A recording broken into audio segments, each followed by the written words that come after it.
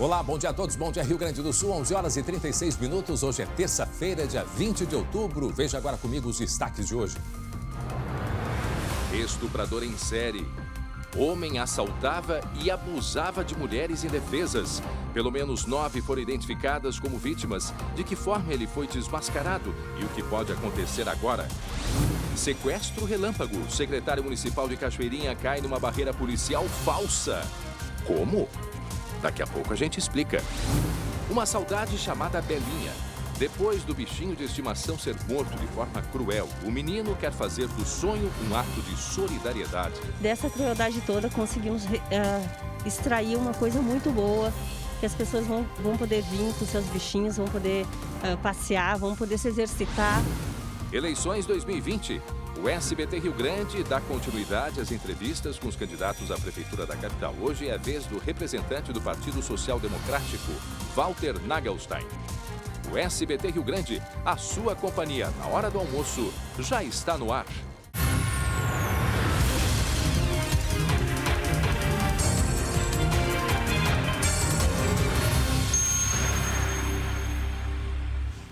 Atenção, surto de vômito e diarreia por causa de um picolé. Pois é a possível causa de um surto de desidratação. E isto vem acontecendo desde o final de semana no nosso litoral aqui no Rio Grande do Sul. Começou por Xangri-Lá e com o passar do tempo, outras pessoas foram procurando atendimento de cidades ali, de balneários do litoral norte do estado. Neste momento já são 138 pessoas que foram atendidas com os mesmos sintomas. De acordo com a prefeitura, todos tinham consumido o tal de um picolé. Amostras deste picolé estão sob análise nesse momento do LACEN, que é o Laboratório Central do Estado. O resultado deve sair ainda hoje. Logo depois do intervalo, a gente vai trazer todos os detalhes e informações. Repito, um surto, né? Principalmente crianças passando mal-estar, com indisposição. Em seguida, a gente traz os detalhes. Isto vem acontecendo, como eu disse, desde o final de semana no litoral norte do Rio Grande do Sul. Rápido intervalo e a gente já volta.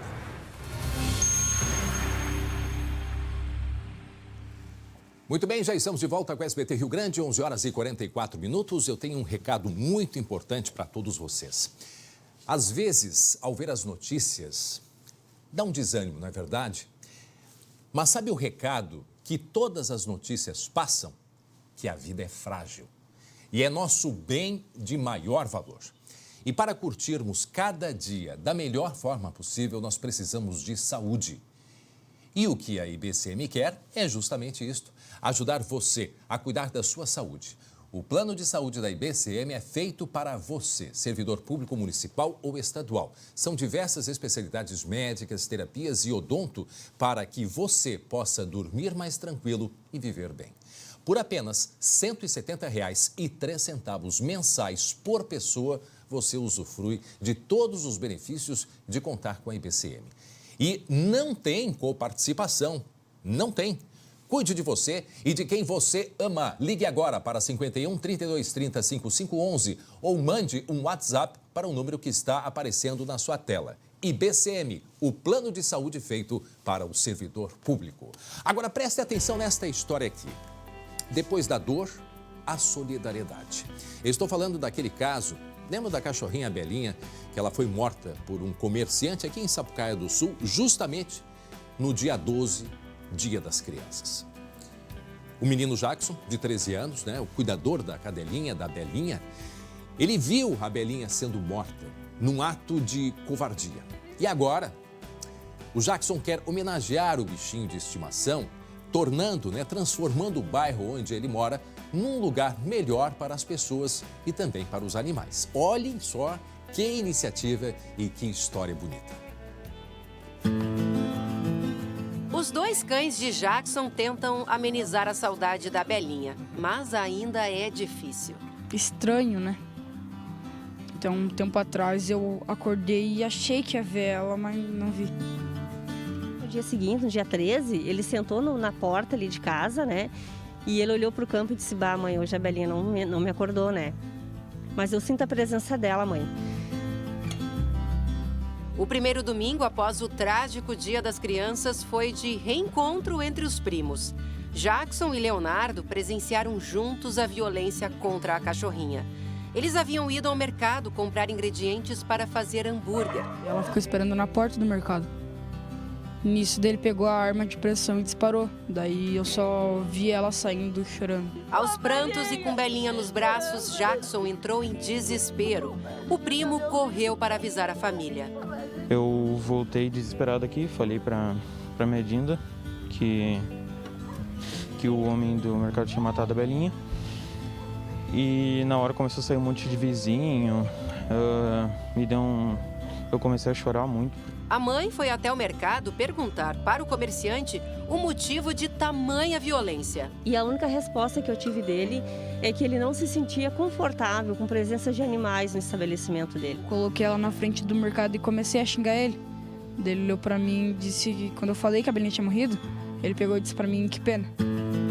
O proprietário do mercado, de 42 anos, foi preso em flagrante.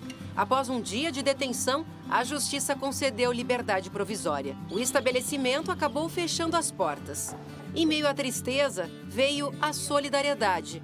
O menino recebeu mensagens de todo o país e ganhou vários presentes. Um deles, bem especial, uma camisa do Grêmio autografada pelos jogadores. O sonho da família agora é trazer paz para este loteamento aqui de Sapucaia do Sul. A ideia é transformar esse grande terreno que fica bem em frente ali, a casa do Jackson, numa praça de convivência entre os moradores e os seus animais de estimação. O projeto prevê brinquedos infantis, uma academia ao ar livre e um cachorródromo. Para arrecadar o dinheiro, a família organizou uma vaquinha online. E a praça já tem nome. Belinha nasceu de sol. Na mesma área está o pequeno túmulo de Belinha. Uma forma de não deixar o caso cair no esquecimento. Dessa crueldade toda, conseguimos extrair uma coisa muito boa, que as pessoas vão poder vir com seus bichinhos, vão poder passear, vão poder se exercitar, porque o Jackson hoje está com 13 anos, amanhã ou depois não é para ele, mas ele vai poder contar essa história. Que bom a gente poder olhar para o Jackson e sentir um ar mais tranquilo dele. Glauco Paza, meu amigo, meu irmão Glauco Paza. Bom dia, Glauco. Tudo bem, André? Tudo tranquilo. A gente acompanhou desde o início esse caso e vê o quanto que o menino estava triste naquele dia. E, imagina, né? Só podia estar muito triste pela crueldade, por tudo que aconteceu. E a Belinha, ele já tinha 8 anos. Imagine, há 8 anos. Então agora a gente vê aí o Jackson com o semblante, né, mais tranquilo e com a iniciativa essa de criar esse espaço. Aí a gente pode, né, o Glauco, fazer aí tirar diversas conclusões.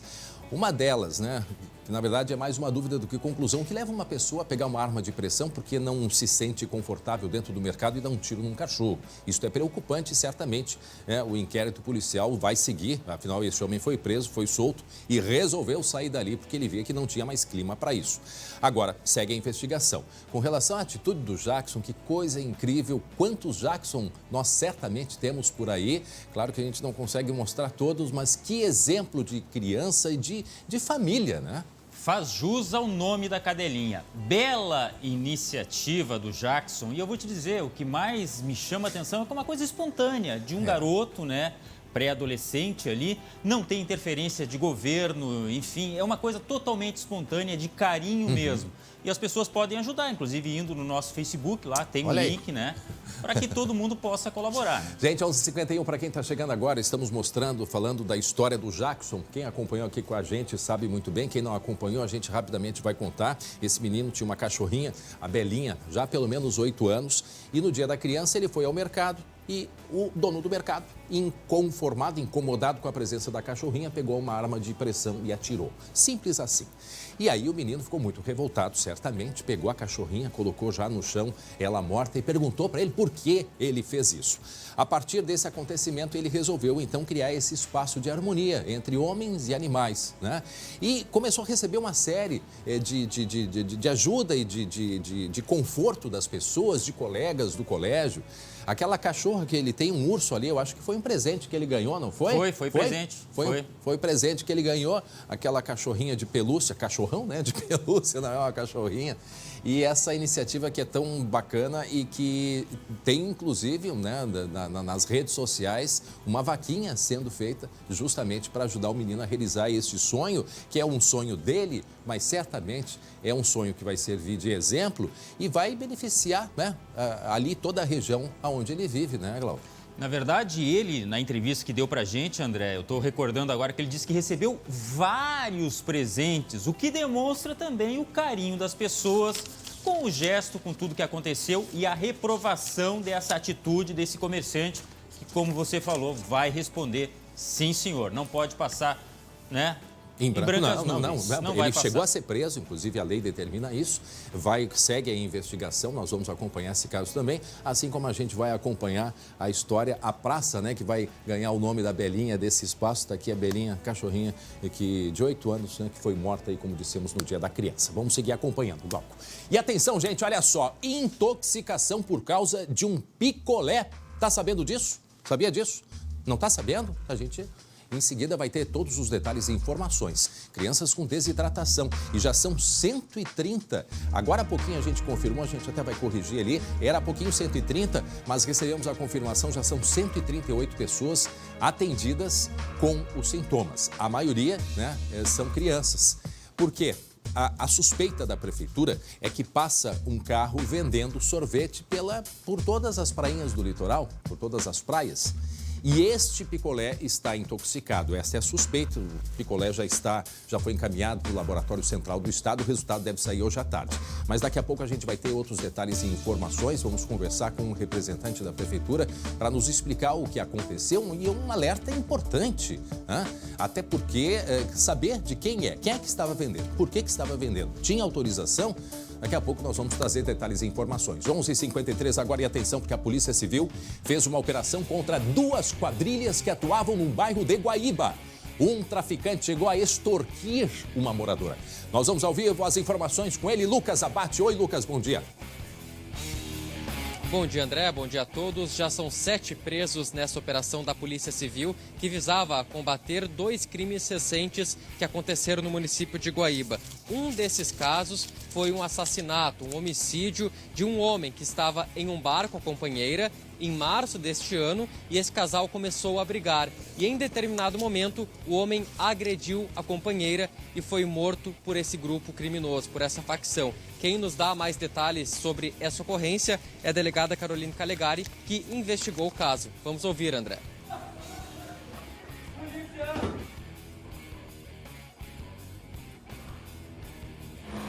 Foi um delito praticado em março deste ano, em que a vítima estava agredindo sua companheira num bar e começou a ser espancada por homens. Essa vítima correu para a casa da sua mãe e foi alvejado com inúmeros disparos de arma de fogo na frente da mãe. No curso das investigações, se percebeu que, na verdade, aquele crime havia sido encomendado por uma liderança do tráfico local. É incrível, meu Deus, a gente se assusta. Vamos repetir o que disse ali a delegada, até porque houve uma falha ali no início, mas é assustadora a maneira como agem, né, a criminalidade, amando de um terceiro. Vamos escutar o que disse a delegada.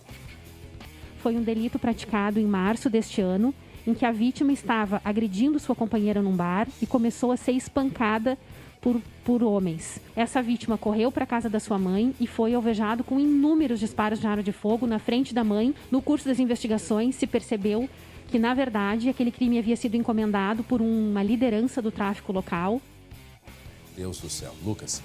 Ou seja, André, achavam que era uma retaliação por ele estar agredindo a mulher, mas não tinha nenhuma relação com isso, apenas que esse homem já estava marcado, já estava encomendada a morte dele e os criminosos, de certa forma, se aproveitaram daquela situação para executar esse homem. Esse é um crime que está envolvido no contexto do tráfico de drogas, a vítima, inclusive, tinha dívidas, mas tem um outro caso, que é o caso da extorsão, André, e aí sim fez uma vítima que nada tinha a ver com essa situação. Isso também aconteceu neste ano, um criminoso que viu que ia ser preso, que ia ser abordado pela polícia e para não perder a droga, não dar um flagrante um pouco mais grave, ele jogou a droga no pátio de uma mulher, de uma idosa. E depois, alguns membros da facção voltaram nessa casa pedindo a devolução da droga, só que a droga não estava mais lá, provavelmente algum outro traficante ou usuário pegou esse material e o criminoso então passou a extorquir a vítima, que nada tinha a ver com essa situação, e esses criminosos também foram presos nessa operação. A nossa equipe conversou também com o delegado Mário Souza, delegado regional, que nos dá mais detalhes agora de como ocorreu, como procedeu a operação nesta manhã. Eles agiam com muita violência, cobrando dívidas do narcotráfico e possivelmente até mesmo matando as pessoas. Por esse motivo que a investigação foi feita e com uma investigação de 6 meses, onde nós conseguimos desarticular essa quadrilha. Uma operação contra homicídios, contra o narcotráfico, ressaltando que onde houver homicídios, vai aumentar a energia da Polícia Civil. Lucas. André, então o saldo de 7 presos nessa operação, certo. Presos envolvidos nessas 2 ocorrências, um caso ligado diretamente ao tráfico de drogas e outro que tinha como vítima uma pessoa que de certa forma estava no lugar errado, no local errado, e o criminoso despejou essa droga na casa dela e depois tentava correr atrás do prejuízo, extorquindo uma pessoa que nada tinha a ver com a história. Bom, e pelas imagens a gente acompanhou ali o uso do helicóptero da própria Polícia Civil nessa grande operação que aconteceu agora de manhã em Guaíba, aqui na região metropolitana de Porto Alegre. Muito bem, Lucas, agora a gente vai mudar de assunto. Fica aqui comigo. Cadê o Glauco? Atenção para a história que nós vamos contar agora. Atenção para a história que nós vamos contar agora. Teve uma barreira policial. Criminosos que colocaram roupas da Brigada Militar. E não para por aí. O secretário de Planejamento e Captação de Recursos da cidade de Cachoeirinha, ele foi sequestrado nessa falsa barreira policial. Nós tivemos acesso às imagens que mostram o carro dos criminosos e nós, inclusive, conversamos com o secretário. O colega Glauco Paza tem detalhes e informações. Vejam essa imagem aí. Esse é um falso policial. Isto aconteceu, explica pra gente os detalhes, Glauco Paza. Pois é, eu ia dizer que era surreal, mas não, é muito real, André. Pior é que é real, viu? As imagens mostram uma falsa barreira policial, como você falou. Cone. Os caras são atores, né? E que registram nessas imagens aí o sequestro relâmpago do secretário de Planejamento de Cachoeirinha, Elvis Sandro Valcarém. Os bandidos usavam uniformes, dá pra ver aí, ó. Boné, máscara, até pela questão da pandemia, né? E a abordagem ocorreu por volta das 10h30 da manhã de segunda-feira, em uma rua próxima à casa do secretário. Ele conversou, André, com a nossa equipe e relatou estes momentos de pânico. Muito próximo da minha casa, eu fui abordado por 2 supostos policiais, né? Fardados de brigadianos. E ao parar, eu fui ordenado, né, que desligasse o veículo e liberasse as portas.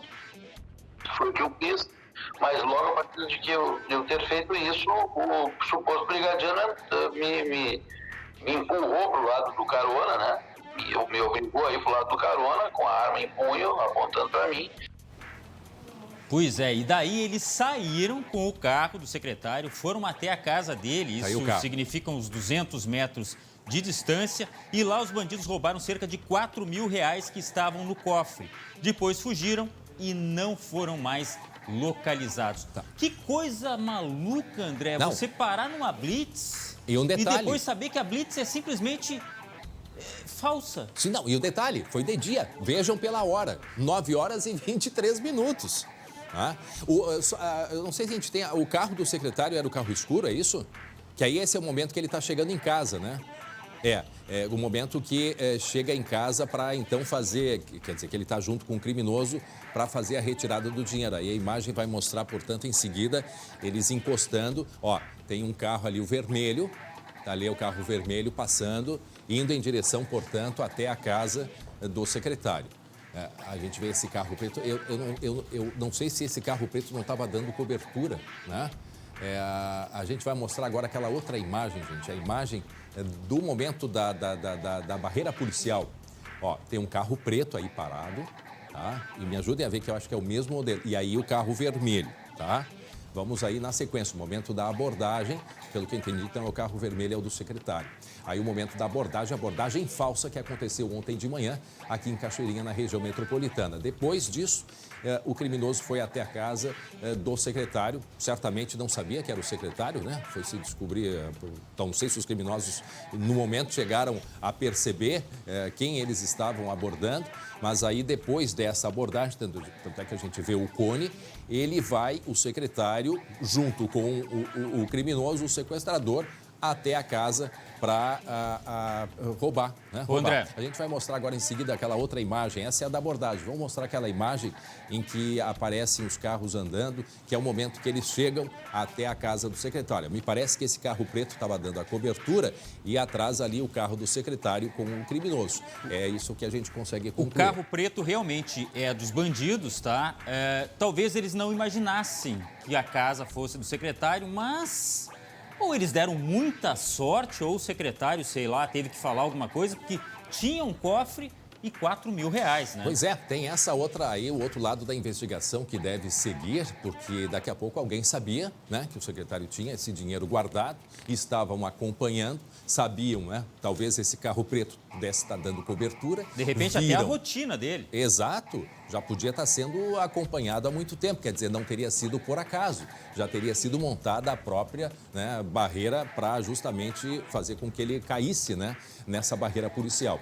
Talvez achassem que tivesse mais dinheiro, não sei, a gente não sabe, isso certamente a investigação vai concluir, mas a história é essa, de uma falsa barreira policial que aconteceu ontem às 9h20 da manhã, tá aí, 9h20, 9h30, em Cachoeirinha, na região metropolitana. Até daqui a pouco, atenção, olha só para esta história aqui do picolé, um picolé que provavelmente é a causa de um surto de desidratação seguida por diarreia e vômitos. Isto aonde? No litoral norte aqui do Rio Grande do Sul. Sábado começaram a aparecer os primeiros pacientes, né, as primeiras crianças com sintomas. Domingo foi aumentando e agora já passou de 130 o número de pessoas que foram contaminadas por este picolé. A gente olha o picolé, parece que não tem, né, um picolé de marcas conhecidas. Olhando aí pela embalagem, né, tudo muito normal.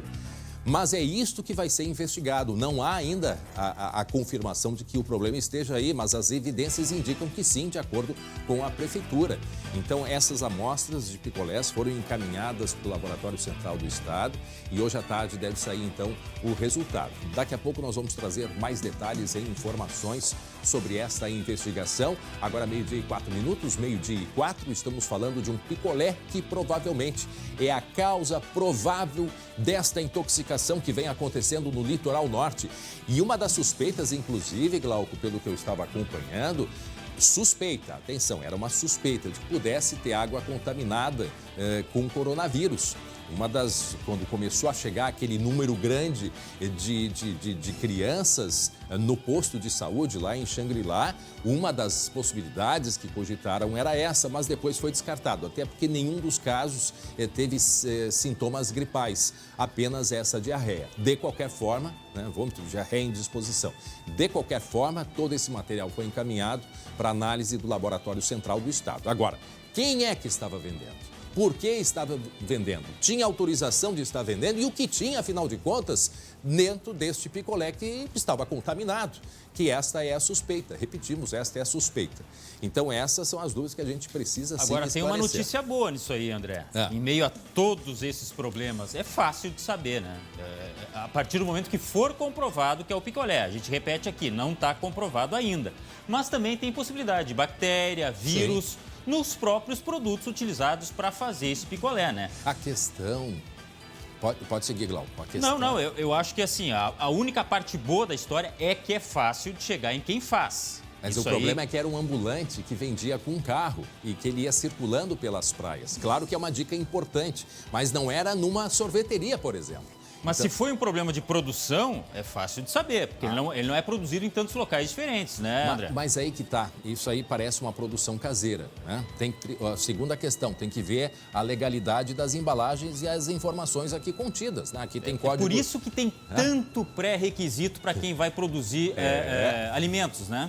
A gente não sabe, eu estou fazendo aqui, eu repito, estamos aqui vendo possibilidades, porque esse carro que vendia, ele circulava pelas praias, tanto é que começaram a aparecer crianças com indisposição de outras cidades do litoral. né? Então, não se sabe se é produzido aqui, se vem de outro estado, não se sabe. E é isso que a própria prefeitura está buscando informações e daqui a pouco a gente traz mais detalhes deste picolé provocando intoxicação no litoral norte do estado. E atenção, a partir de hoje, alunos do ensino médio e técnico da rede estadual podem voltar às aulas presenciais. Claro que com uma série de protocolos, de recomendações que precisam ser seguidas e observadas de acordo com o cronograma publicado pelo governo do estado e com as regras, né, de combate ao coronavírus, os chamados protocolos que a gente tanto fala. O colega Lucas Abate está, inclusive, numa sala de aula e vai contar pra gente como é que está essa volta, este retorno às aulas neste ano de 2020, né, Lucas? André, estou no colégio Dom João Becker, um dos únicos colégios que abriu, entre os maiores aqui de Porto Alegre, escolas estaduais, é o único que está aberto. Mas apesar da abertura, com praticamente todos os protocolos já sendo seguidos, todos os equipamentos de proteção já chegaram por aqui, a direção aguarda apenas a chegada das máscaras, se tinha uma expectativa de que 150 alunos viessem para o turno da manhã, alunos do ensino médio, só que desses 150, apenas 12 retornaram nesta manhã.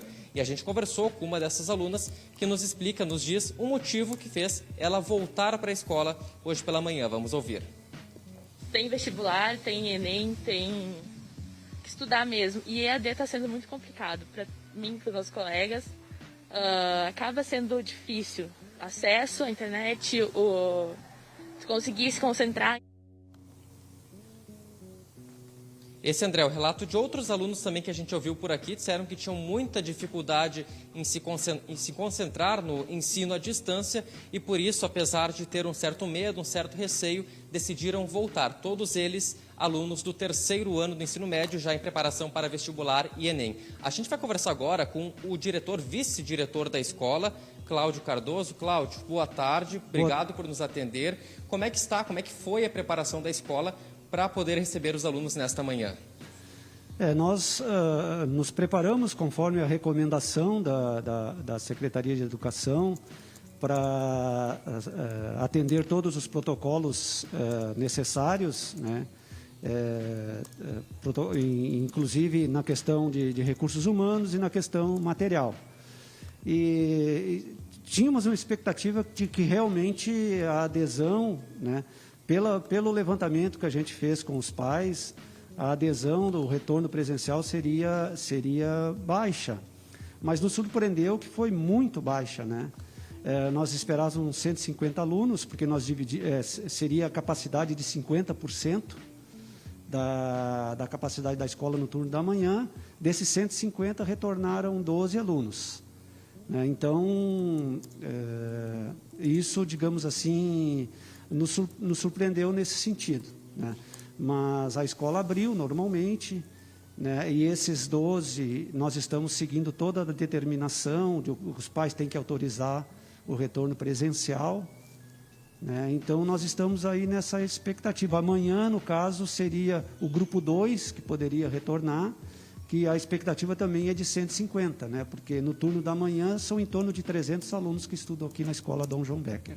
Cláudio, essa baixa adesão muda em algo o planejamento para os próximos dias? Nós temos que avaliar, porque a questão fica muito difícil para o professor,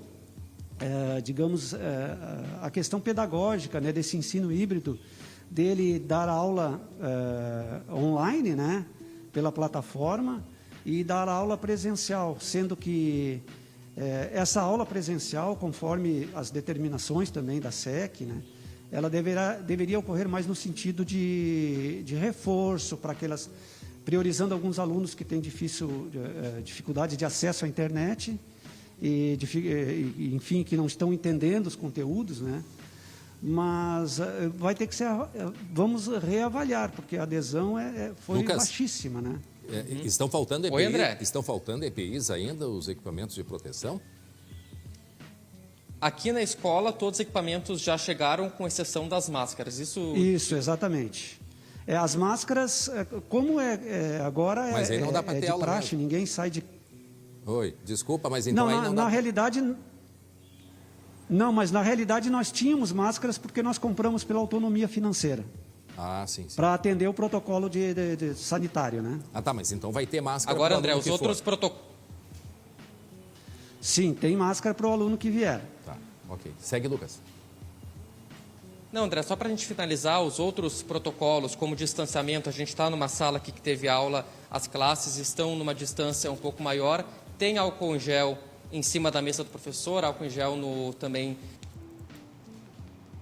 Tem aquele tapete sanitizante, o aluno coloca o pé para limpar, tem aferição de temperatura, então por aqui praticamente todos os protocolos estão sendo seguidos, com exceção da máscara que ainda não foi fornecida, uma realidade que não é total, nem todas as escolas estão nessa realidade, André. Tá certo, e a gente segue acompanhando. Obrigado, Lucas, obrigado ao diretor aí por ter conversado com a gente. Muito bem, agora 12:02, está na hora de quê? Acertou? Da gente falar de esporte?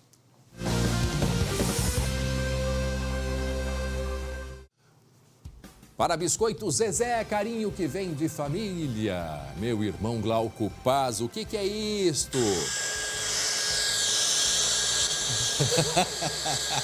O efeito sonoro ficou por minha conta. Gostou, né? Deu certo. Secaram e deu certo. Mais uma vez deu certo, hein? E como tá dando certo esse secador para os colorados, rapaz? Ontem jogou o Galo, o Atlético Mineiro, contra o Bahia. E vou te dizer uma coisa, André. O Galo começou bicando forte, parecia que ia ser aquele arraso. O primeiro tempo foi só Galo. Só que depois esse Galo foi diminuindo a intensidade, foi baixando, terminou, era um pintinho, perdeu de 3-1 para o Bahia e com isso o Internacional permanece líder do Campeonato Brasileiro. E vou te dizer o seguinte, no próximo jogo é Inter e Flamengo, ou seja, 2 candidatíssimos, confronto direto. A gente está vendo que o Gilberto, ex-jogador do Inter, fez as honras. Marcou 2 vezes para o Bahia e fez a alegria do torcedor colorado. Eu acho que nem quando ele era jogador do Inter, ele deu tanta alegria para os colorados como nesse jogo aí. Gilberto fez 2 e o Bahia venceu o Galo. O Galo tem um jogo a menos, mas não é líder. A liderança é do Internacional, tá? Então, se a gente for ver a tabela de classificação, vai acompanhar que o Inter está lá em cima, mantendo aquele objetivo. O Eduardo Cudê disse, olha, vamos fazer de tudo para terminar nessa primeira colocação. Tem gente dizendo, não, o Inter é a vaca em cima da árvore, não tinha como estar ali. Eu não concordo tanto assim, mas eu acho que o Inter está tendo excelente resultado de trabalho do técnico, por isso essa classificação, André. Então o lugar da vaca não é no brejo, quer dizer, a vaca subiu, foi para a árvore. Sabe que no futebol tem esse ditado, né? A vaca em cima da árvore é coisa que não poderia estar acontecendo. Sim. É o caso do Inter. Mas não, vai eu acho... saber, estamos em 2020, né, Glauco? Tudo pode acontecer, né? Vai que o Inter é campeão, não é? Desde 79, rapaz. Vai que o Inter conquista o Campeonato Nacional, estamos na torcida, né? Sempre. Como gaúchos. Então a gente viu a classificação aí e do outro lado o Grêmio segue com aquela reclamação em relação ao jogo contra o São Paulo. Aliás, a arbitragem, meu amigo... VAR que dá certo, né? Reclama uma hora, de repente eles, né? Só que tem o seguinte, o Grêmio não é o único que está reclamando. Porque nesse jogo do Atlético, que a gente acabou de ver agora, o árbitro era o Daronco, gaúcho. E o Galo reclamou que um árbitro gaúcho não poderia estar apitando um jogo que interessava aos gaúchos, no caso, aos colorados. E o São Paulo promete recorrer e pedir anulação do jogo contra o Atlético Mineiro. Meu amigo, virou uma lambança em relação à arbitragem. Todo mundo reclama de tudo, André. Mas eu acho que é muito difícil essa questão de anulação. A gente já falou sobre isso aí, né? E a própria CBF já disse que sobre o Gaciba não muda nada, né? Não, eu acho o seguinte, o Gaciba, por enquanto, não vou dizer que é intocável, mas é uma aposta também da CBF de não profissionalizar, mas de deixar a coisa mais séria. O Gaciba teve uma carreira como árbitro irretocável, né? Com algumas reclamações que todo árbitro tem, mas enfim, não se tem nada a dizer da reputação dele. E ele vai continuar no cargo, essa é a verdade. Agora, a anulação, o Sargento Garcia, quando for prender o Zorro, talvez. E aqui vai uma brincadeira, mas é uma coisa bem séria mesmo. É difícil anular um jogo, tá?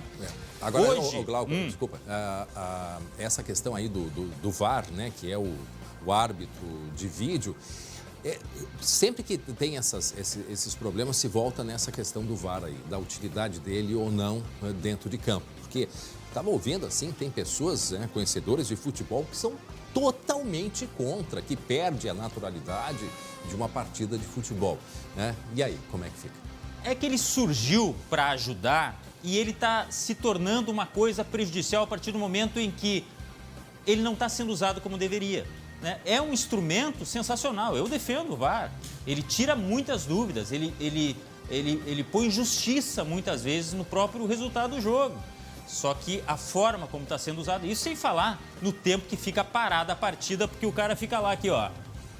Vamos ver, até que sai uma definição.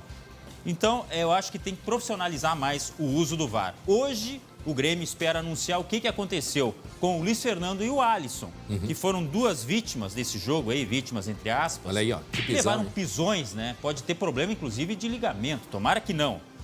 Mas o Grêmio hoje vai se manifestar qual é o tipo de lesão que tem esses dois aí. Agora, vamos mudar de assunto e mudar radicalmente. Olha aí, Libertadores da América. Sai o secador e entra um baita de um troféu que é objeto de desejo de todos os times que disputam a Libertadores. E já tem rodada hoje. Amanhã, na tela do SBT, tem Flamengo e Júnior de Barranquilha. Flamengo tem motivos de sobra para você acompanhar o Flamengo. Afinal de contas, é um candidato ao título, é o próximo adversário do Internacional. Então, ó, olho nele. É polêmico. Já está classificado, né? Então, para estudar, inclusive, o adversário, que baita programa, né? Assistir na tela do SBT, hein, André? Com aquele biscoito Zezé, sentado no sofá. Que tal? Não precisa mais nada. A sogra enchendo o saco, mas você nem ouve a sogra, que tá de olho e ouvido no SBT, né? Não, fala o seguinte, uma dica, diz pra sogra, hoje vai ter chuva de meteoros, diz pra sogra olhar. Vai dar uma olhada. E é verdade, viu? Essa é uma dica que depois a gente até pode falar, pra quem quiser observar aí hoje à noite. Torcendo pra que caia um meteoro na cabeça. Não, brincadeira. Não. Agora vê aí, ó, André. Esse é o convite para você nesta quarta-feira à noite. Eles já estão garantidos nos mata-matas da Libertadores. Acabaram de fazer a maior goleada do Brasileirão. E é o adversário do Inter no próximo final de semana. Motivos não faltam para você conferir só aqui no SBT, Flamengo e Júnior Barranquilha, exclusivo em TV aberta. O empate garante o Mengão na liderança do seu grupo na Libertadores. É nesta quarta, a partir de 9h15 da noite. E a chuva de meteoro, viu, começa hoje e ela segue até amanhã. Então vai ter bastante tempo. Faz o seguinte, ó, e a gente quer o meteoros de gols, né? A sogra vai hoje e fica até amanhã acompanhando, enquanto você fica de olho nela, ó, Libertadores. Coitada da sogra, não fala assim não. Então tá bom, combinado então, amanhã imperdível a partida aí que a gente pode ver do Flamengo. E a gente deseja, sim, meteoros de gols, não é verdade? É verdade. Até daqui a pouco, Glauco. E atenção, meio-dia e 19 minutos, esse Glauco é uma figura. Meio-dia e 19 minutos. Olha só o que aconteceu aqui no litoral norte. Um picolé. Tá aí a imagem dos picolés. É a possível causa de um surto de desidratação seguida por uma intoxicação alimentar. Isso já atingiu mais de 130 pessoas no litoral norte. Começou ali por Xangri-Lá e nos balneários próximos. A prefeitura está muito atenta, inclusive encaminhou esses picolés aí, o que pôde, né, para o Laboratório Central do Estado, e hoje à tarde deve ter um resultado. Muita gente já tinha consumido picolé, aliás, todos que estavam intoxicados tinham consumido o tal picolé, que ele foi vendido, pelas informações que a gente tem, num carro que fica circulando pelos balneários. Daqui a pouco nós vamos conversar, inclusive, com o prefeito, né? O prefeito de Xangri-Lá vai conversar com a gente e vai nos explicar, né, o que está sendo feito, como é que estão essas pessoas. Grande parte, me parece, que são crianças e adolescentes. Em seguida, a gente traz detalhes e as atualizações a respeito desta intoxicação alimentar provocada por picolé. E atenção, 2 pessoas são suspeitas de uma morte bárbara que aconteceu em Canoas. Um homem foi encontrado esquartejado dentro de um carro no bairro São José. Isso aconteceu ontem, inclusive, estava o carro, as imagens chegaram do carro e dentro se depararam com esta situação, Glauco. Pois é, essa informação chegou há pouco para a gente aqui. Acompanha só, André. A pista é essa imagem que você está vendo, chegou com exclusividade para a produção do SBT e mostra os 2 suspeitos ao fundo caminhando pela rua. A cena foi gravada à 00h17 desta segunda-feira. Mais tarde, já na manhã de ontem, a brigada desconfiou de um Palio vermelho que estava estacionado no bairro São José. No banco de trás havia 2 sacolas e dentro delas estavam as partes do corpo de um homem. A vítima ainda não foi identificada. O veículo está sendo periciado. É um Palio que tem placas de Itajaí, em Santa Catarina. Os policiais já entraram em contato com o dono e ele disse que vendeu o veículo há algum tempo, mas os documentos não foram alterados para o nome do novo proprietário. Não há registro de roubo deste veículo. Câmeras de segurança do entorno vão ajudar a polícia a esclarecer o fato. Que coisa terrível, macabra, André. Meu Deus, não se sabe nem se tem ligação ou não já com a criminalidade, é isso, né? Não se tem ainda a ligação do que aconteceu, mas parece muito daqueles crimes que a gente sabe que tem ligação com o tráfico de drogas. Não sabemos isso, a polícia deve confirmar em breve. Muito bem, atenção, voltamos aqui, 12h22. Nós vamos agora ter informações sobre o picolé que foi vendido em Xangri-Lá e muitas pessoas estão contaminadas, né? Estão com sintomas de intoxicação alimentar. Os detalhes da intoxicação alimentar todos sabem, mas principalmente a indisposição. E a suspeita é isto, de um picolé que estava sendo vendido pelos balneários ali no litoral norte. Portanto, a partir de hoje à tarde, a gente vai ter a confirmação de qual substância poderia ter provocado esta intoxicação. E atenção, porque agora nós vamos ao vivo até Xangri-Lá. Nós vamos conversar com o prefeito lá de Xangri-Lá, Silon Rodrigues da Silveira. Prefeito, o senhor me escuta bem? Boa tarde, obrigado por aceitar o nosso convite para conversar com a gente. Boa tarde, André. Estou escutando bem. Prefeito, pelo que se sabe até agora, esse picolé ele estava sendo vendido, né, por um carro que circulava às praias. A prefeitura ou a polícia já está investigando isso? Já se sabe quem é? O que o senhor pode nos atualizar, por favor? André, assim, para esclarecimento, né, hoje conversando com a Aline na parte da manhã, conversei com o secretário também mais uma vez e foi encaminhado, né, as coletas, né, de amostra de água dos picolés que estavam em algumas residências. Solicitamos que as pessoas repassassem para a secretaria e foram encaminhados no Laboratório Central do Estado, LACEN, né, para fazer a análise. Então nós não podemos, eu comentei com a Aline, nós não podemos ainda passar uma informação correta, precisa. Afirmar, né? Nós não podemos afirmar. Sabemos que do público que foi atendido, né, das pessoas, perdão, que foram atendidas no 24 horas, né, teve um percentual, né, de consumo, né, desse produto. Mas a polícia está investigando, prefeito? Tem que esperar agora as análises, né, para ver o que aconteceu. Mas já está sob controle hoje, né, a situação já reduziu. Há pouco eu recebi informação também através do secretário que hoje não teve nenhuma procura no 24, né? Ontem, dos 46 que foram atendidos ontem, retornaram apenas 3 para uma reconsulta, mas também já foram medicados e estão em recuperação. Então, a situação está passando. Sim, mas, prefeito, momento, né? Mas a preocupação é maior a partir de agora, no sentido, né, e principalmente do acréscimo de pessoas, né, que estão morando também em Xangri-Lá nesse período, né? E, naturalmente, que essas empresas, a gente vai ter, né, uma fiscalização, estamos tendo, fiscalização intensa na parte do Covid e na parte tributária, na parte de vigilância sanitária. Mas saúde pública, né? Acontece, né, um caso de uma empresa entrar no final de semana, uma empresa não digo, né, uma venda clandestina e às vezes foge do alcance, mas não por falta de fiscalização. Agora, prefeito... Se comprovado, naturalmente, que vai ser tomar todas as providências, né? Agora eu pergunto isso pelo seguinte, prefeito, porque a informação que a gente tem é de que seria uma pessoa que estaria circulando de carro vendendo pelo litoral aí, litoral norte do estado. Por uma medida de prevenção, que a gente fala isso, claro que precisa de uma confirmação do laboratório, até para a pessoa daqui a pouco não ir-se embora para outro estado. Se é que é de outro estado, a gente não sabe. Então, por isso que eu pergunto se a polícia já está também investigando, já que é uma questão de saúde pública, ou se a própria prefeitura já está indo atrás dessa pessoa, da onde que eles são, o que se sabe a respeito. André, existe naturalmente uma ação da Secretaria de Saúde, da parte sanitária do município, né?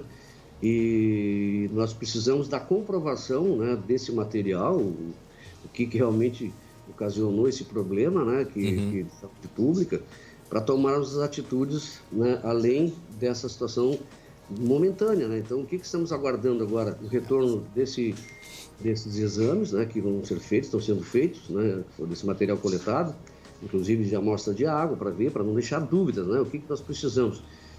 De imediato, naturalmente aguardando essa resposta do laboratório do LACEN aqui do Estado, para poder tomar uma atitude mais... Agora, nós estamos trabalhando junto com a comunidade, que sempre fizemos, né? E a embalagem diz o quê, prefeito? Cuidado, né? Na hora de comprar um produto, naturalmente, sem identificação, sem procedência. Sim, né? mas as embalagens, pelo que a gente vê, também a pessoa que vai comprar um picolé como esse, como é que ela vai ter a certificação, né, Glauco, né? Meu colega difícil, Glauco está acompanhando aqui. Primeiro que tem código de barra, a não sei que eu pegue o telefone, instale Não, e as embalagens, elas leitor. são tão bem feitas que parecem a industrialização daquela empresa grande, né? Mas conseguiu se descobrir através da embalagem, prefeito, da onde que ele foi fabricado?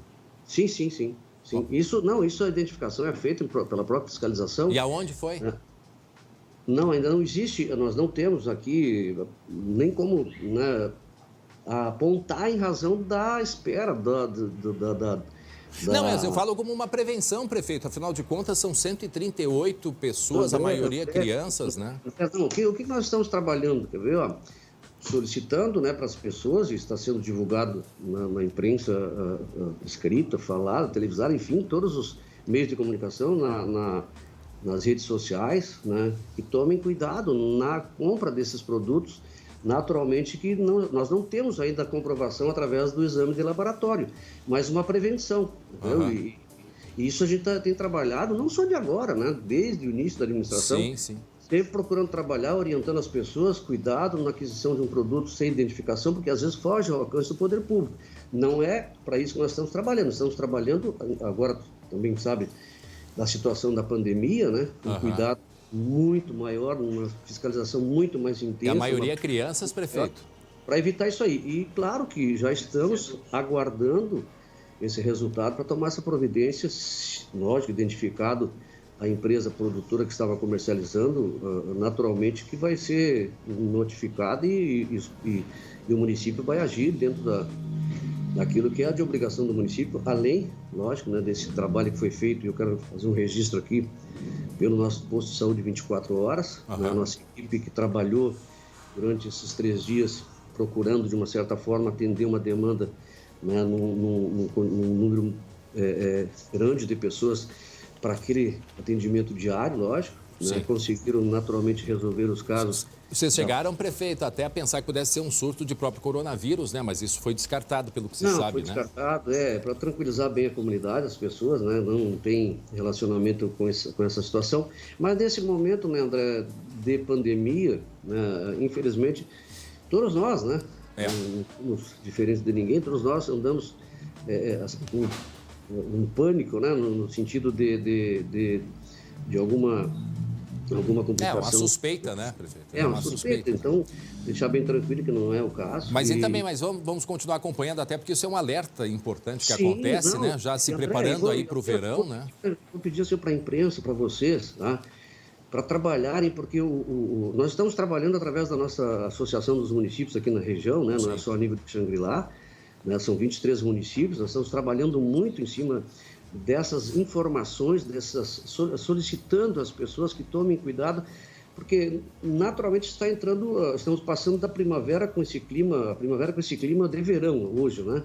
E o número de pessoas que estão hoje aqui no litoral, Xangri-Lá também tem um número bem grande de pessoas, né, maior de pessoas que se faziam presentes nesse período, chamamos de baixa temporada, para nos auxiliarem naquilo que supostamente, às vezes, foge do alcance do poder público. E o que tem acontecido? A gente tem recebido das pessoas, né, essa participação, procurando, de uma certa forma, né, não somente com a preocupação da pessoa, né, de não criar um problema para ela, mas também para não criar o problema para o seu semelhante. E a gente tem procurado isso. Tem uma situação muito boa, uma participação muito boa da nossa comunidade. Tá bom. Prefeito, eu quero... Agora, a partir desse momento que naturalmente, né, está se direcionando para a temporada de verão. Isso. A imprensa, né, que vocês também trabalhem, né, sabendo do movimento que nós temos aqui na região, antecipado, né, esse ano foi um ano atípico, né?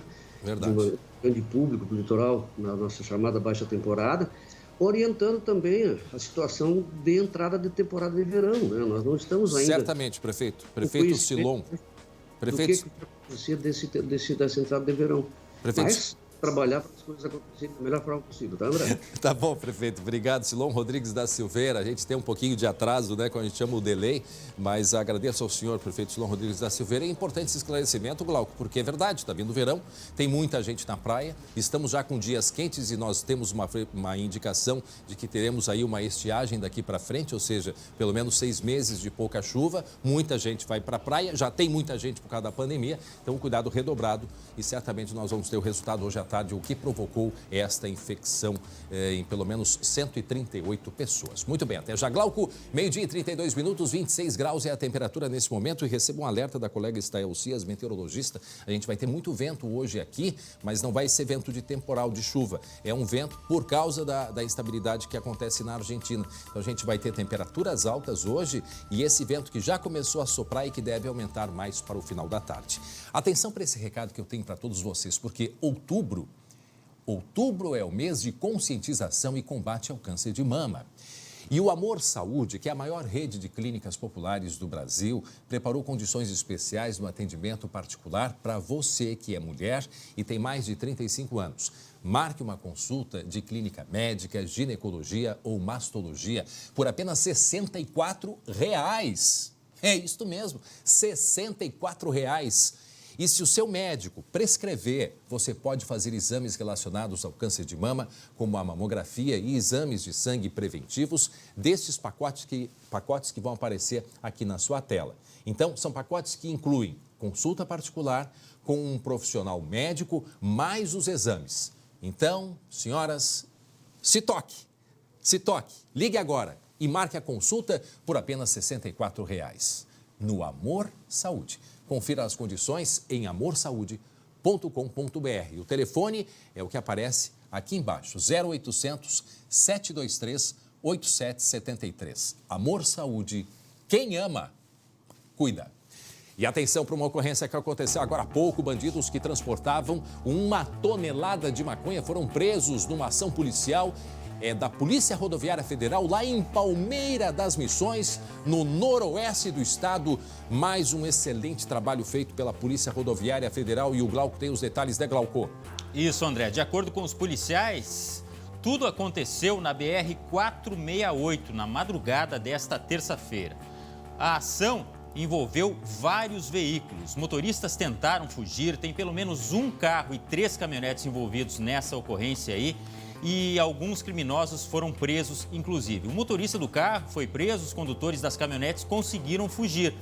O motorista conseguiu retornar e fugiu em sentido contrário, atropelando um policial que ficou gravemente ferido. Olha só, o criminoso se escondeu no mato. O agente da polícia sofreu fraturas, foi socorrido e encaminhado para atendimento médico e passou por cirurgia. De acordo com a Polícia Rodoviária Federal, ele não corre risco de morte. A caminhonete, que carregava quase 1 tonelada de maconha, foi apreendida. A droga foi encaminhada também para a Polícia Rodoviária Federal e as buscas aos fugitivos continuam nas lavouras e matas da região.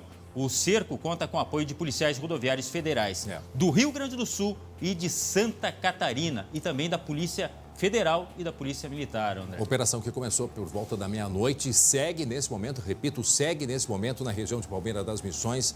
Aí o nosso desejo é que esse policial se recupere, ele que ficou gravemente ferido nesta ação, né? Nesta ação de combate à criminalidade. Muito bem, 12h e 35 minutos, nosso assunto agora, eleições.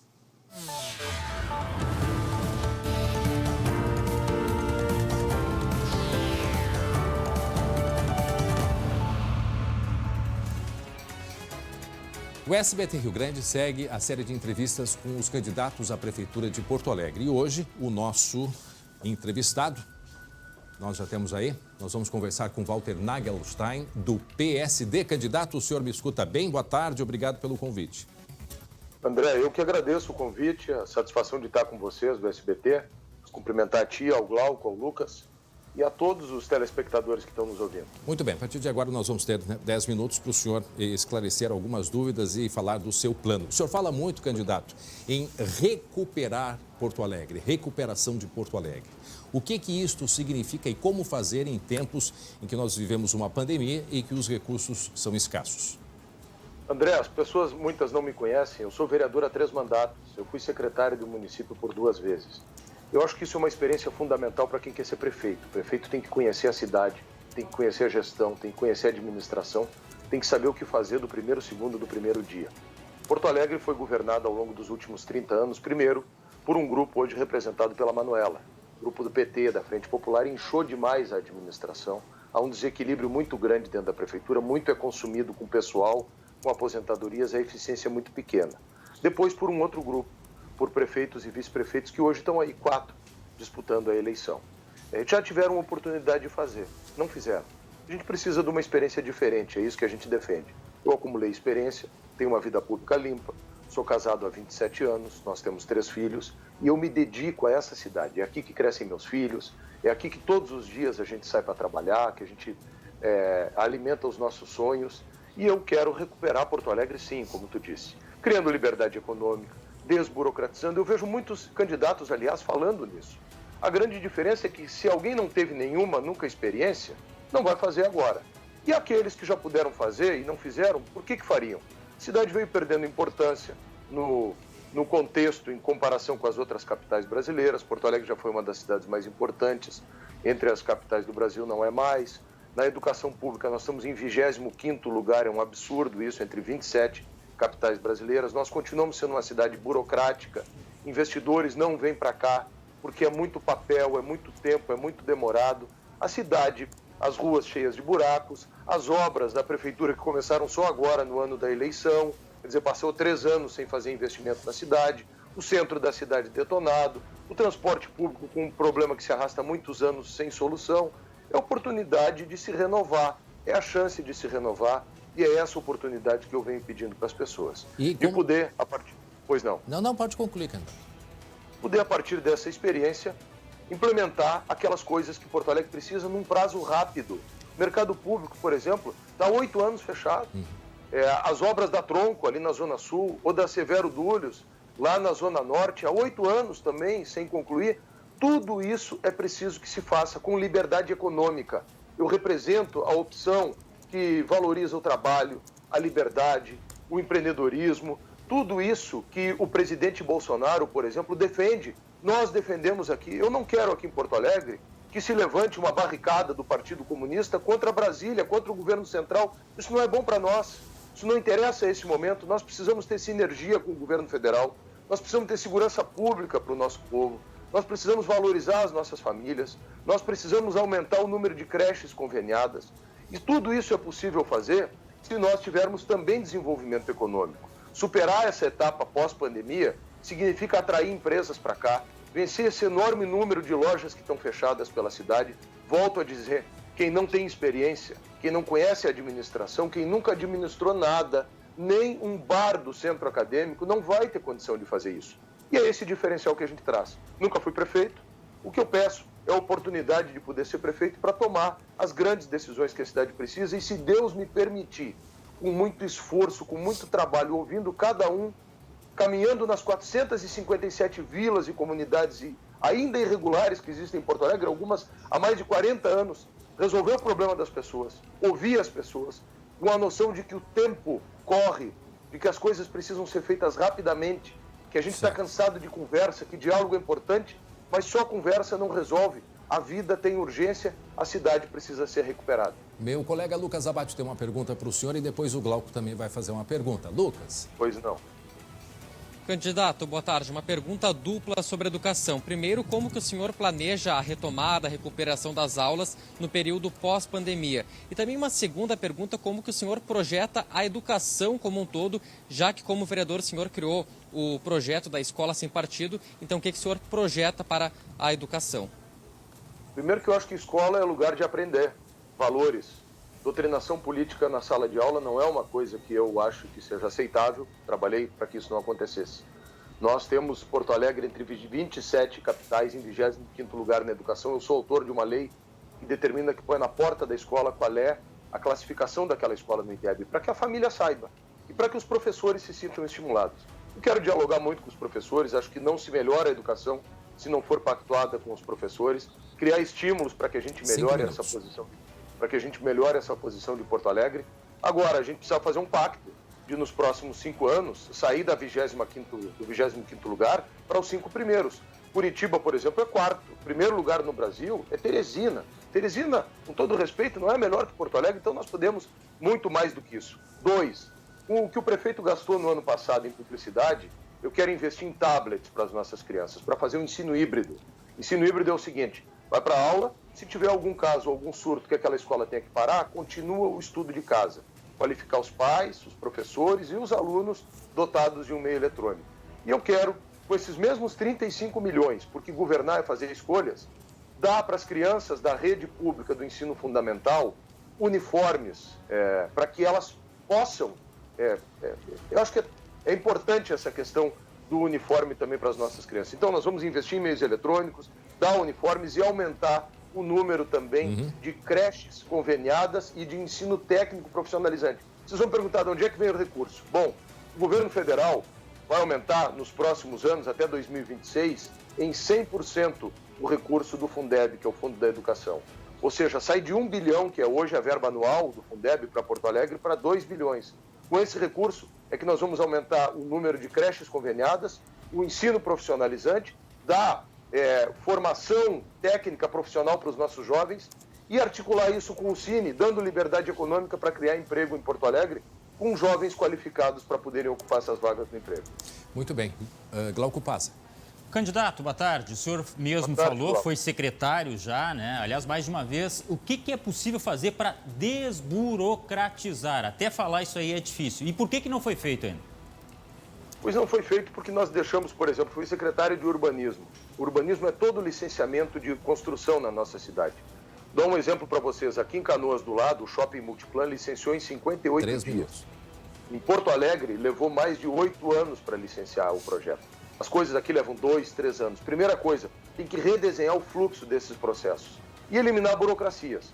Nós deixamos pronto lá no meu período a questão do licenciamento eletrônico. O prefeito Marques assumiu e parou aquilo e retomou só agora no 3º ano.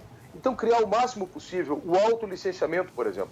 O cidadão vai lá, assina uma declaração e toca em frente.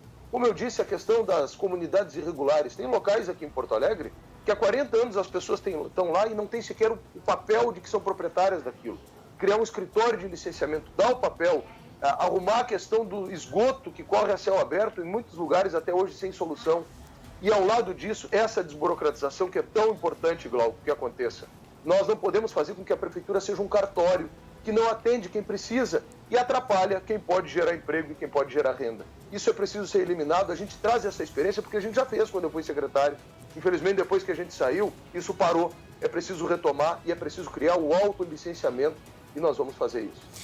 O senhor tem um pouco mais de 1 minuto, aproveitando para as considerações finais, e se puder nos responder, são cerca de 1 minuto, quase 2 minutos, candidato. 1h45 agora, então. O senhor tem nesse o minuto final, mas principalmente salientar isso, como arrecadar dinheiro, já que é uma das reclamações de todos os candidatos, da dificuldade que vai se ter, principalmente por causa da pandemia.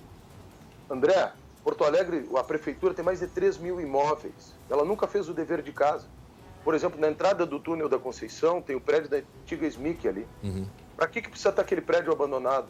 Quando pode fazer uma parceria com a iniciativa privada, do lado da Santa Casa, construir um centro médico, a prefeitura receber recursos com isso. E por aí vai mais de 3 mil imóveis. Eu calculo mais de 3 bilhões de reais em imóveis que a prefeitura tenha e gasta, por outro lado, por incrível que pareça, 12 milhões de reais por ano em aluguéis.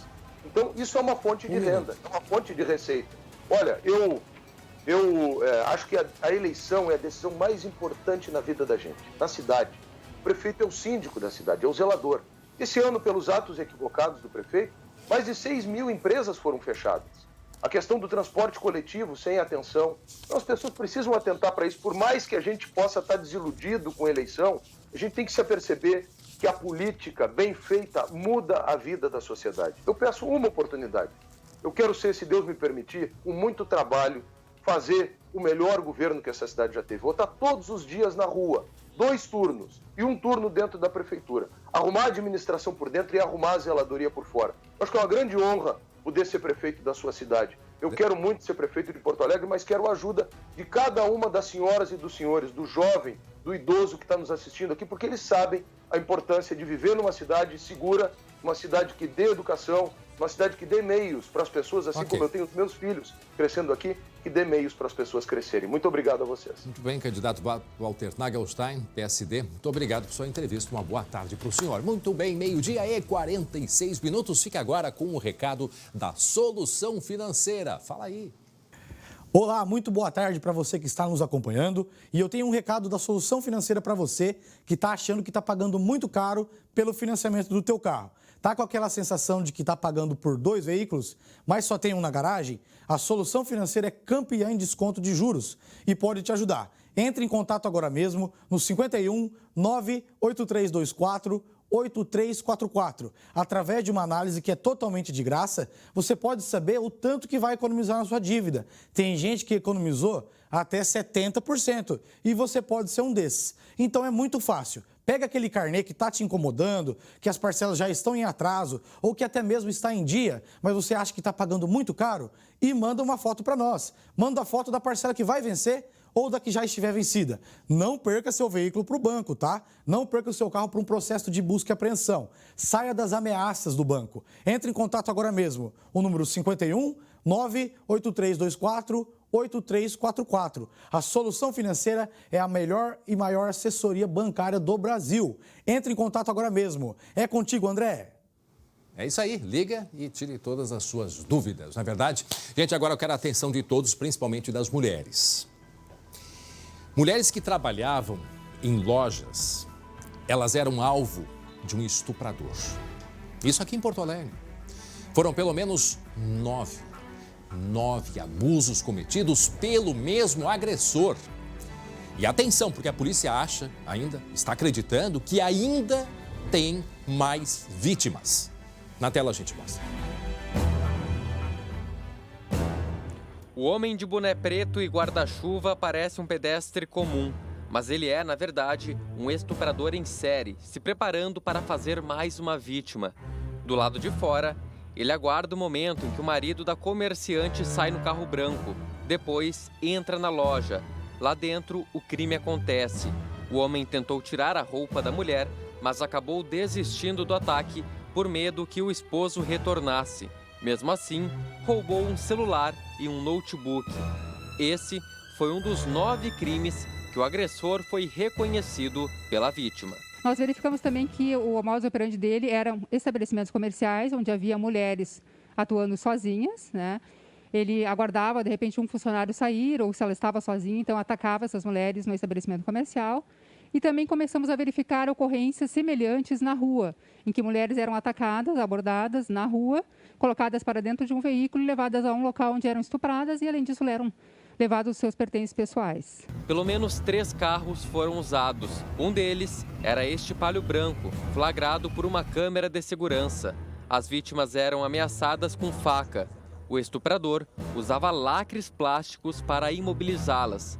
Depois do estupro, ainda roubava celulares e notebooks. Utilizava sempre nas suas abordagens facas, a qual ele passava nas costas da vítima, né, no sentido de intimidá-las, né? Mas sempre usou, ao menos nos fatos em que eu tive acesso, o fator surpresa. Essa não é a primeira vez que o criminoso é preso. Ele já havia sido condenado à prisão por um estupro durante assalto em Viamão em 2003. De volta às ruas, ele atacou novamente. Há registro nos últimos 2 anos. No início, a polícia acreditava que eram casos isolados, mas uma prova mudou o rumo da investigação. O DNA, neste caso, foi importante para fazer a vinculação entre os casos. Já haviam investigações em andamento, investigações bastante avançadas já em relação ao caso, mas ainda não havia a identificação da pessoa. Então, foi a partir do momento que a gente identificou casos de material genético que apontavam para uma mesma pessoa, foi possível vincular casos que antes estavam sendo tratados independentemente. Com o criminoso, a Polícia Civil ainda apreendeu materiais usados nos crimes, entre eles o boné do agressor flagrado por uma câmera. Também foram recolhidos preservativos, facas, lacres e celulares das vítimas. A investigação não descarta que mais mulheres tenham sido vítimas do criminoso.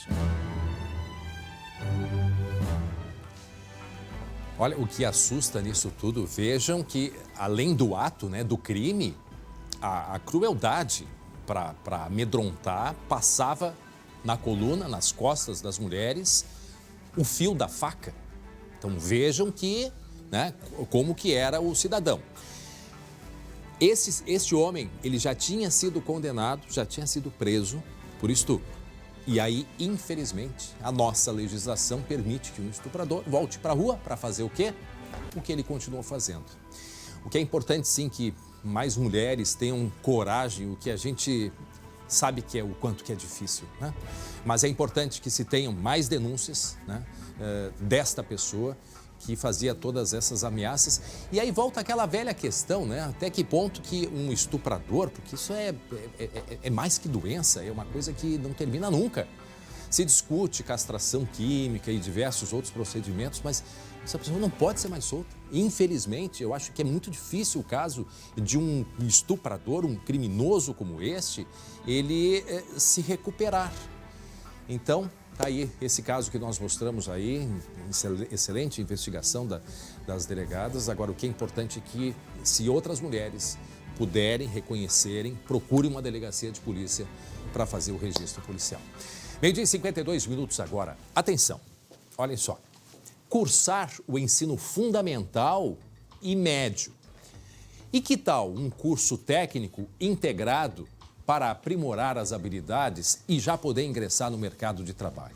Pois é, na tela a gente vai mostrar para vocês agora, então prestem atenção. Maria é aluna do primeiro ano do ensino médio. Ela faz parte da primeira turma do curso de ensino médio do Senac RS.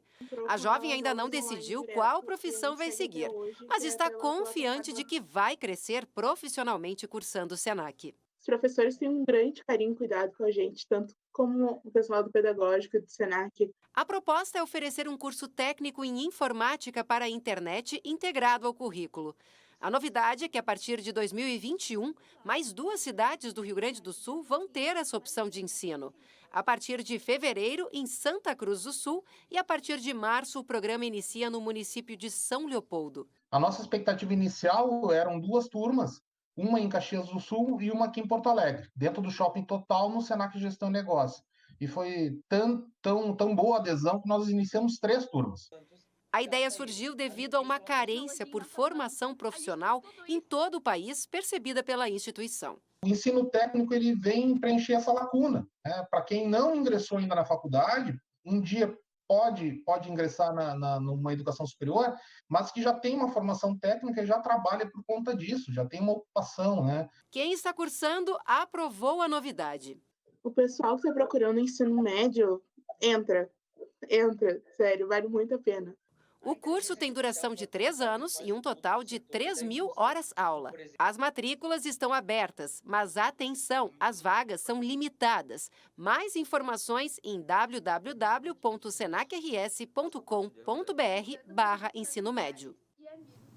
Que legal! Cadê o Glauco Paza? Sabe que eu sou fã do Senac, Glauco. Aliás, né, todas essas instituições, Senac, Senar, Senai, eu sou formado no Senai.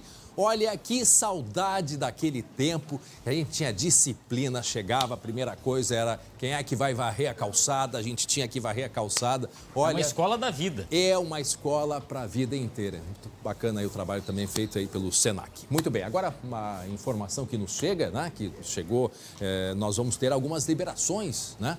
A Prefeitura de Porto Alegre, ela vai liberar a abertura, por exemplo, de cinemas, CTGs e teatros, né? O que diz, né, tá tudo especificado no decreto municipal, não é mesmo, Glauco? É sobre isso que a gente vai falar agora, tentando especificar ao máximo as mudanças do novo decreto da Prefeitura da capital. Cinemas, teatros, auditórios, casas de espetáculos, circos e similares poderão funcionar com equipes reduzidas e lotação de 30% da capacidade máxima de ocupação e limite de 250 pessoas. Deve ser respeitado o distanciamento de 2 metros e também é obrigatório o uso de máscaras. Os banheiros devem ser limpos com frequência e sessões devem ter no máximo 4 horas. Aí é o seguinte, mais uma modificação aqui, ó. Ficam permitidos os eventos de negócios em áreas privadas, como seminários, congressos, convenções, simpósios, conferências, palestras, feiras e exposições. A lotação não pode exceder 50% da capacidade do espaço onde ocorrer. Eventos com mais de 250 pessoas até podem acontecer, mas com liberação prévia da prefeitura. Já são eventos de empresa, né? São aqueles maiores que daí tem uma avaliação técnica para saber se podem ou não podem ser realizados, tá? Eventos com mais de 250 pessoas, frisando isso. Já eventos sociais, aniversários, casamentos, comemorações de bodas, formaturas, enfim. Assim como os CTGs, a lotação máxima é de 100 pessoas. O público deve estar exclusivamente sentado. No caso dos CTGs, o tempo de permanência é de, no máximo, 4 horas. Por exemplo, assim, comemoração, tu falasse nas bodas, né? Quer dizer, pode ter, então, essas comemorações, só que é o seguinte, não pode ter dança, né? Vai ter que ter o distanciamento, mas não vai poder dançar. Vovô e vovó que tá louco para um baile para dançar, como tem muito aí pelo interior do estado, ainda não é a hora. Então, esses shows... Faz o seguinte, ó, o vovô e a vovó dançam, o resto todo mundo sentado só olhando, tá? Os casais, né? Até aí vai. Né? Vai dançar em casa. Mas então tem que se cuidar também. A gente vai continuar acompanhando, né, Glauco? Isso é importante, é mais um passo importante. E treinos e competições esportivas também, mas com medição de temperatura, aqueles protocolos, né? Uso de álcool gel. E aquela velha história também, né? Enquanto que a gente ainda puder evitar, não precisa só porque está liberado, então vamos lá, né? Vamos lá para a festa. Não, olha não é só, assim. André, missas e cultos também teve uma modificação, tá? Subiu o limite de 250 para 350 pessoas. Agora essas igrejas menores, assim, não sei qual é também a capacidade dela, mas tem umas que são maiores, então, portanto, agora aumentando para 350. Aos poucos, mas sempre, Glauco, com muito cuidado, com muita atenção, todos os cuidados que a gente já sabe, já repetiu, já falou e que vão ser necessários pelos próximos meses, enquanto que a gente, de fato, não tiver uma vacina, não é verdade? Espera um pouquinho, né? Quem puder, exatamente. Quem puder, espera. Não dá para sair todo mundo aí, né? Sair na festa, sair já organizando. Vamos piano, vamos devagar. André, tá terminando, tem live hoje, 2 horas da tarde, tá? Auxílio emergencial, 2 horas. Auxílio emergencial a partir das 2 da tarde. Atenção, mundo, porque nós temos contatos, pessoas que enviam perguntas do Brasil inteiro e fora do Brasil também. A partir das 2 da tarde, nas nossas redes sociais, facebook.com/SBTRS Oficial. Voltamos amanhã, a partir das 11h40, 19h20, segunda edição com Marcelo Chemalho. Obrigado pela audiência, pela companhia, às 2 da tarde, acompanhando o Glauco e o Lucas Abate. Tchau, tchau.